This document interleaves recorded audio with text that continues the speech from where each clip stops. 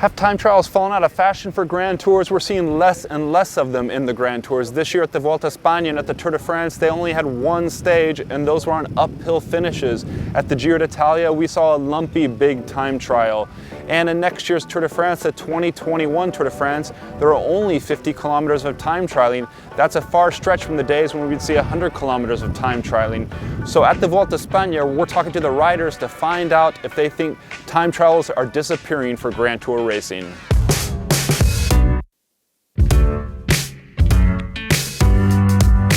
What do you think about the role of time trials in a Grand Tour and a stage race? We have only one in the Vuelta and it's uphill finish. I would have liked more personally. The Giro had a lot of time trials this year, so maybe each Grand Tour tries to be different in their own way, and obviously this one has very limited. I guess they can kind of attract a different type of rider to each one. Yeah, it's a bit of fun with a bike change, I guess, but maybe that's just what they want, a bit of drama. And obviously it's not really fair though if stuff does go wrong and people can potentially lose a race in that situation through a bike change, which it's not really. I know it's part of the sport in a way, but it's not really racing, is it?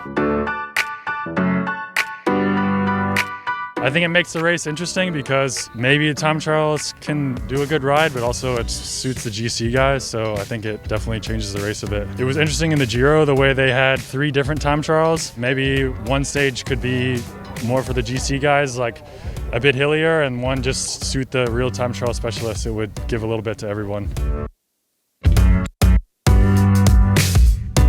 I think organisations are looking for that something special, something different to make it more exciting. If it was a flat time trial like this, it's purely for the time trialists. This changes like the aspect of definitely a different kind of aspect in the finish. But then you look at the tour for next year and it's got 58k of time trials, I think. So it's not going away, but it's kind of goes in waves. It's like concentration on team time trials for a while, and then they get rid of those, and then they bring back a climbing time trial and try to mix it up a bit.